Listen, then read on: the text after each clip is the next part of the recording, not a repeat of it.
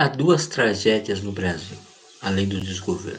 Um é o aumento da fome e o segundo, o aumento do preço dos alimentos, que, obviamente, dificulta que os mais pobres possam se alimentar. Também o aumento dos preços dos combustíveis.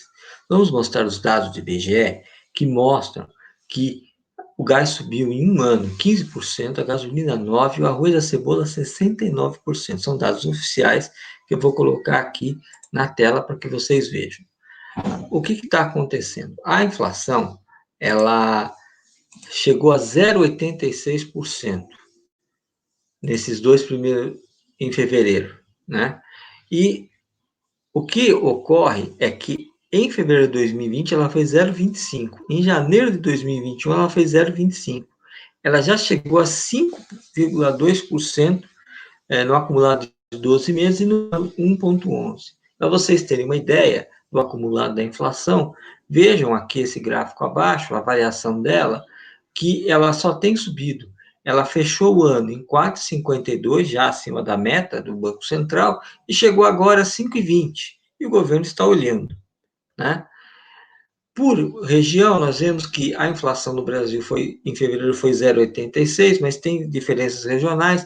Nós temos Fortaleza e Belém com mais de 1,4 de inflação, depois Brasília com 1,18, e depois Rio Branco, Aracaju e Vitória na faixa de 1%, e o menor foi Rio de Janeiro na faixa de 0,38.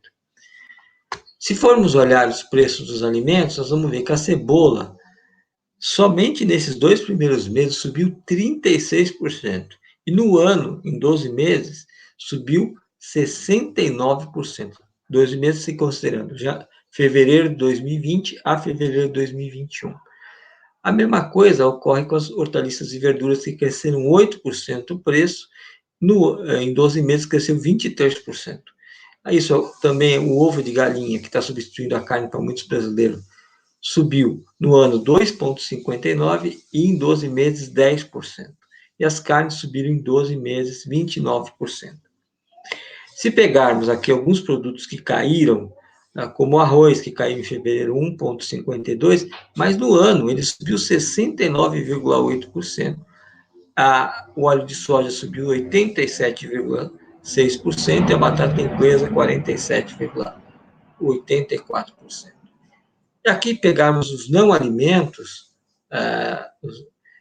os que não são alimentos, nós vamos ver que o etanol subiu em fevereiro 8%, a gasolina 7,11%, o óleo diesel 5,4% e o botijão de gás subiu 2,98%. Se pegarmos somente nesses dois primeiros meses do ano, o etanol subiu quase 10%, a gasolina 9,44%, e o botijão de gás subiu 6,27%. Em um ano, o botijão de gás subiu 15%. Né? Aqui, nós vamos fazer só aqui o pontuado, que a gente apontou: gasolina 9,44, né? O etanol quase 10 e o diesel 8,14. Se olharmos por região, nós vamos ver o seguinte, que no Brasil a gasolina subiu 7%, em Brasília subiu 11,43%, em Belém 10,59%, em Curitiba 8,59%, portanto subiu a mais, né? O etanol, a maior alta foi em Salvador, 9,8%, e depois vem São Paulo com 9%, que chama muito atenção porque São Paulo é o maior estado de produção de etanol do Brasil.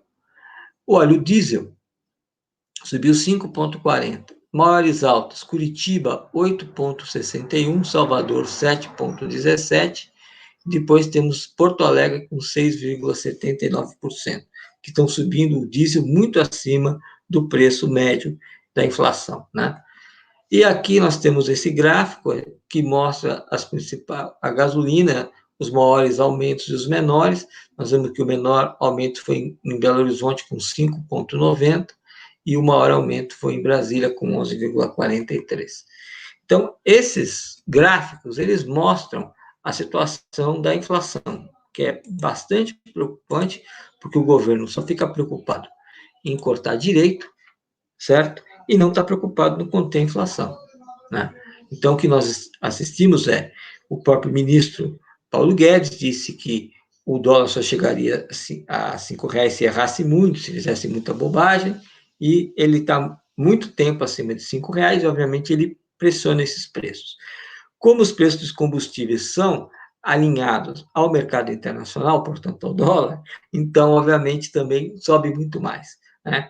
E aí vão dizer, mas a culpa é dos governadores que aumentaram. A culpa não é dos governadores, a culpa é de exclusivamente quem tem a caneta no plano federal, que é o senhor, é o presidente da República, certo? É ele que tem a caneta, ele que aumentou os preços. Os estados são obrigados, se o preço aumenta, a aumentar a cobrança de imposto, certo? Porque se o preço médio era 4,50, passou a ser 5 devido a essas subidas enormes que ele fez, obviamente você vai subir R$ 5. Qual é a importância disso? Vocês vão perguntar.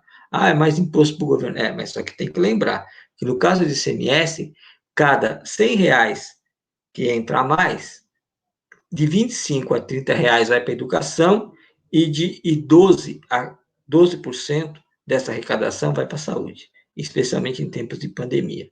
Então, o problema é que o atual governo continua com uma política de cortar subsídio para o gás, de cortar uma série de subsídios e, ao mesmo tempo, de vincular o preço ao mercado internacional. Então, gera todos esses problemas.